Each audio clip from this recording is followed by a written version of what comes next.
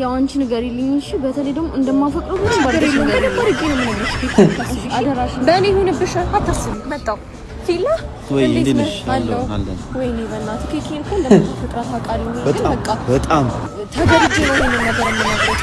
ማለት የ4 አመት ሪሌሽንሺፕ ውስጥ ነው ያለችው እና አሁን ራሱ ሽማግሌ ሊላክ ነው። በቃ ለምን ሽማግሌ እንደሚላክ ታውቃለህ? አረገዘች። በቃ ድንገት አረገዘች። የመልሽ ነው ተገባ ነው እና ሽማግሌ ተልኳል ምናምን አርግዛ ነው ደግሞ ከባዱ ነገር ማለት ነው። አውቃለሁ እንደምታፈቅራት ግን በቃ ቢያንስ በቃ እሺ የሚሆነው ይሁን እንደምወዳት ብቻ ተወቅስ ይሄን እንኳን ንገሪልኝ። ትንሽ ልቧ እንኳን ከራራ አንተ እንዴት እንደምትወደው ያኛውን ልቧ እርግፍ እስኪል ድረስ አመጣ። እኔም በጣም ነው ልቤ እስኪ እንደምወዳት